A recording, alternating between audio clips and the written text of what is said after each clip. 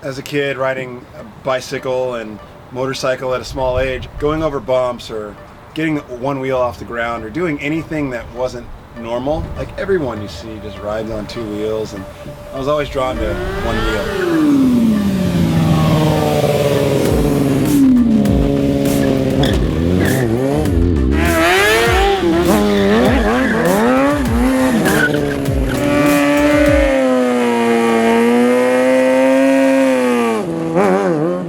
So here we are at a quite special venue to see Jason Britton and his No Limit stunt team do things on motorcycles which actually just blows my mind. I used to race 600s and this guy does circle wheelies. He's also got some pretty special teammates as well. So let's go and see what these guys and girls can do on bikes.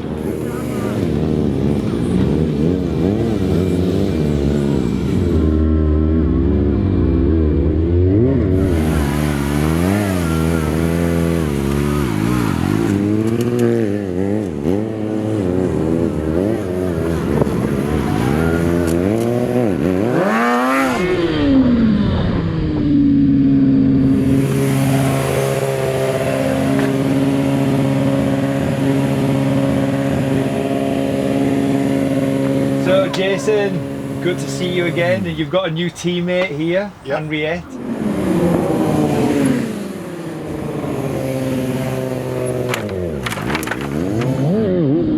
What got you into stunting on a motorcycle?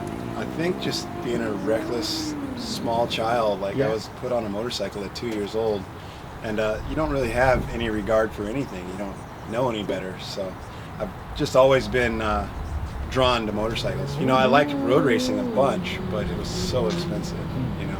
And for me, stunt riding, the investment was never a big, I never spent a lot of money on it. I had a motorcycle, I could make it wheelie. Bone stock bike, you didn't need to do anything to it. You're not just a hooligan who's going out wheeling on the streets and terrorizing a neighborhood. You've always done it real professional. That was my thing in the beginning. I rode streets, I did wheelies on streets. I didn't think about any impact or influence that I may have or may not have. But you know, as you get wiser, you learn that you want to make a living doing this. For me, you know, corporate sponsors are never going to support me personally. If I do a wheelie down the street and tell everyone that it's cool, I've got a couple million Facebook followers and a couple 100,000 Instagram followers, and if they see that and I'm saying it's okay, then the future Yeah. might be coming up thinking that that's okay. Yeah. And now my son is getting into riding wheelies, and he comes out to the parking lot, puts on all this heavy gear. I lead by example, so he sees that example, Yeah. and that's normal to him. Yeah. But there's a lot of guys everywhere that ride in shorts, t-shirt, jeans, I see that a whatever. lot. Yeah, and if you want to have any longevity, you know, hitting the ground, it only takes so many times before it could be irreparable damage. You Yes, know, you yes, might not yes. be able to get fixed back up after you lose so much skin that they can't graft it from anywhere. And I do ride on the street, but I ride like a normal grown adult on the street that just likes wind in their face. Yes. And then I get out here and I can unleash an open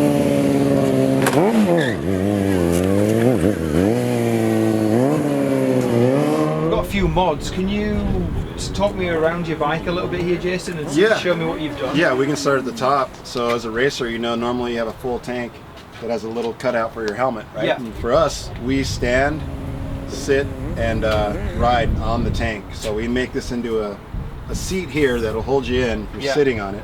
Can you demonstrate a little Yeah. second? So if you were to be doing a wheelie, you'd be something like this, and that's why we have HT Moto grip here, so you can kind of steer the bike, because at this point you don't have your feet planted on the pegs, so you can kind of control where the bike goes with your feet. It sounds crazy, but it's a little trick that I've used for a lot of years. And then you've got grip on the back of the tank to hold you in place. So same goes for standing. We've got a nice flat platform, and we can stand right here on the tank. So yeah, the tank is utilized for multiple different things. Riding backwards, you sit on the tank.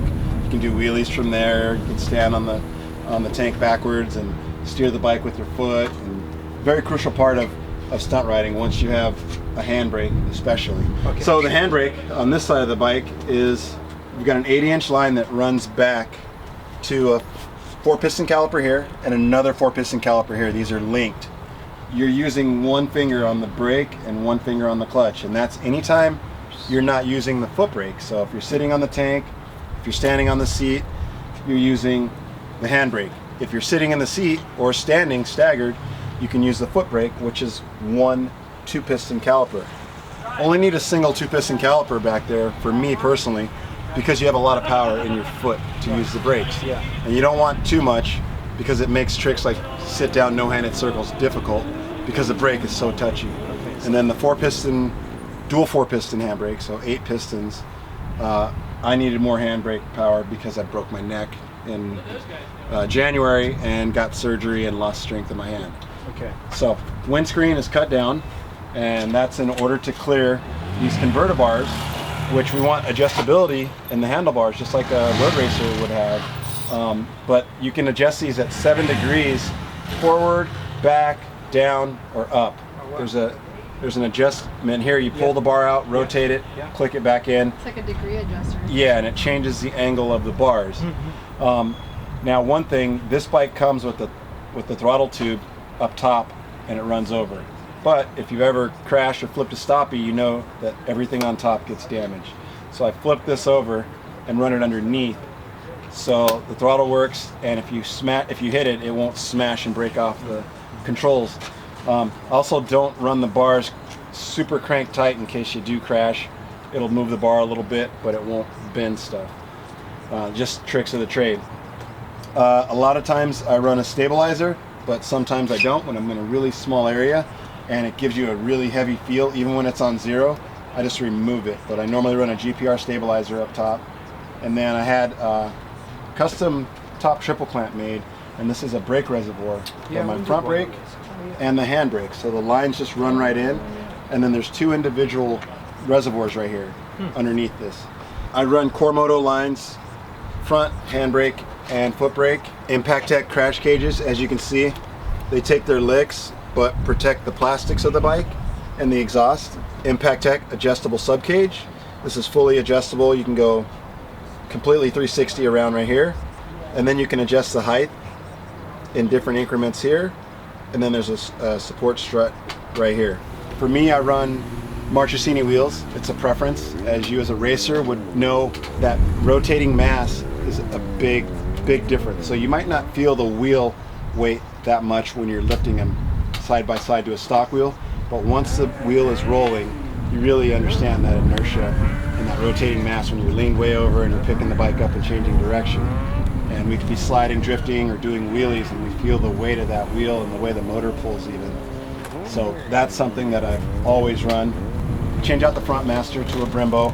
Kawasaki's always been known for really good brakes, but it's a little bit too much bite for me actually. So the Brembo actually mellows it out and gives it a more consistent feel. And then I run a clutch master for the handbrake on the other side. NDC mirror block offs, it just takes place of the mirrors, but it keeps the upper fairing bolted down in place. I make my own ignition switches, so I turn the bike on with that as a key, and then push button start. So my big thing was I went to an event years ago in Oklahoma, and I got to the event and I drove my van. I realized I didn't bring my key. So I had to get a resistor, I had to jump the ignition and do all this. I had to flip my tank and fill it from the bottom, take the fuel pump out, fill the tank. It was just a big nightmare. So I ended up back then going to a twist-on gas cap and deleting the ignition just to not worry about having that incident where I left my key somewhere or was lost or stolen or whatever. But yeah, so we have a gas cap filler that doesn't take a key. Super quick and simple. The seats, very important, especially for like no-handed circles. This seat normally goes like kind of at an angle back ordinarily, but I have that built out up top so I can slide into this and not have a problem reaching the bars. So this seat's back further. You're not going to be able to, when you let go, you're going to be falling off the bike. But these are the gripper seats, and you just slide back and you can reach the bars and just kind of control the bike with your feet and your butt a little bit. Oh, the seat we have cut out, so you can put your foot in there, do wheelies with your foot in the seat. But the other thing is, with the new bike, have one seat there, no keys. Oh, yeah. So Super easy. that's another way to really save losing your key. Yeah. So big benefit with the 2019 to 20 bike. And why the 636? For me, the look of the bike is very crucial and important, and I've always loved the look of a full fairing sport bike. But the other concession is the one-piece fuel tank. All the other manufacturers went away from a one-piece tank. Right. Yamaha, Suzuki, Honda, they all got a plastic tank cover or a split tank. If you want to stand on that and you've only got this much steel to work with, and this is all plastic, it just becomes a nightmare. Number two, the 636 motor has so much bottom end. All the manufacturers, again, have kind of gone away from that, and they're making them rev from 8,000 to 16,000 RPM. We need the power from stock idle to 6,000 or 8,000 RPM at the most. This is where it's really crucial. And the 636 is just, it's nothing that touches it. I mean, it's so much power and so much pull down low. Do you make any changes to the electronics or the engine? Just flash the ECU and put a Graves exhaust on it. Okay. Yeah, Chuck is nice enough to make these short mufflers for sale to the consumer, or for us specifically. But it keeps them off the ground because normally the exhaust is way up here. Yes. And it just gets destroyed when you drop the bike. Yeah. But the Graves exhaust keeps the low end power there, and with the ECU flash, the fueling is just perfect, and the bikes run incredible. They pull and pull and pull for days, and that's rare out of a 600, because like some of the other manufacturers, the bikes down low, they have no power, they'll just stall, but these make so much power they just continue to pull down low. Now, can you introduce us to your teammate? Yeah, this is Henriette, my teammate, not to be mistaken for Andrea or Andriette, but yeah, because they bought your name all the time. So where did you find her? Where did you come across? In a parking lot. No. Oddly enough. I mean, not like, we all used to ride in these different parking lots all over. I came across her and her boyfriend at the time. They would all practice at this little parking lot, and we just ended up riding. Fast forward some years, 10 years or something, she bought a new 636 and she was getting more serious about it, which I think she was serious the whole time, but she was looking to take it to the next level. And for me, it was a really good opportunity, because to get more women riders out there, that's how you grow your numbers. When you appeal to the same crowd of guys that love this adrenaline stuff and see wheelies and everything, it's cool. But when they bring their girlfriends, fiancés, wives to the event, and they see a girl doing this stuff, then it inspires women to go, I might not be able to do that, but I can ride. Look how she handles that bike. Like, it inspires.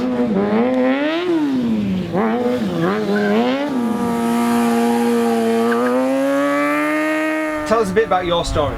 What brought you into motorcycles? For me, what it is my stepfather. Okay. My stepfather, at the time, he rode motorcycles, and to me, I was like, okay, I'd ride on the back or whatever here and there, and my family's from Europe, specifically Hungary.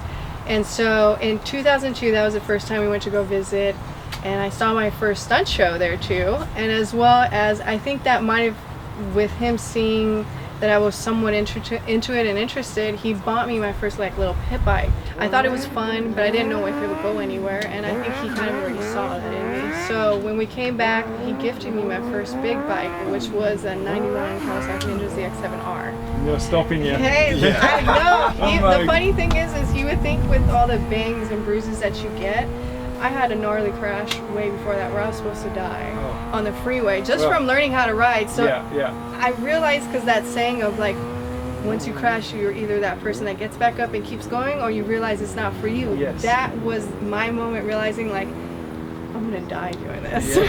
Because accidents can happen on the street anytime. Yes, And it is dangerous out there on the street. But what would you say to anybody if they're interested in getting into stunt riding? What would you say to them? Start on something small that you feel like isn't intimidating to you.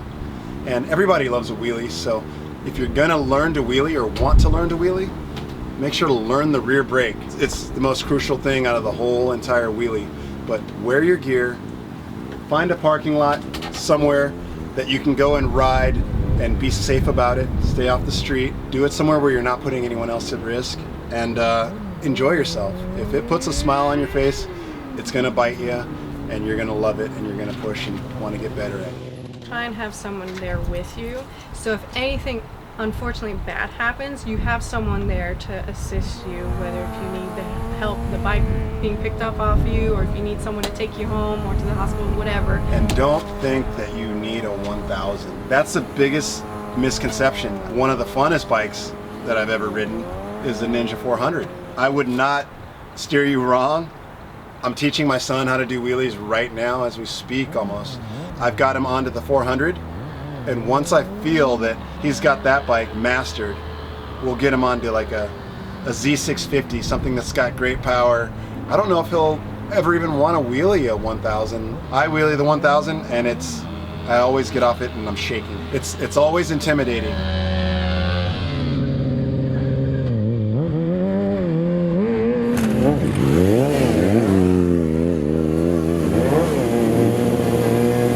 If you're watching or see this video, I promise you, guys and girls out there, you're gonna say, I wish I could ride like a girl.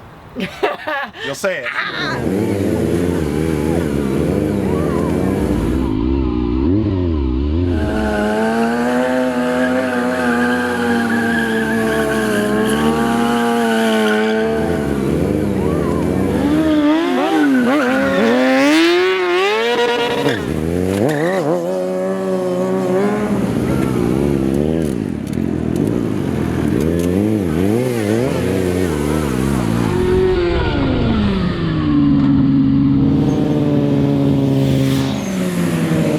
You guys are witnessing the future of stunt riding.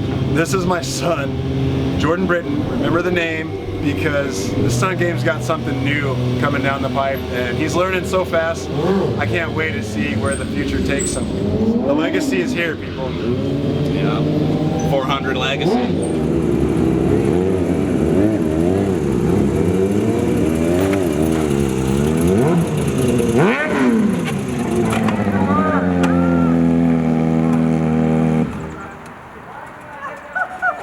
That was perfect. Oh, I was gonna smash my bike.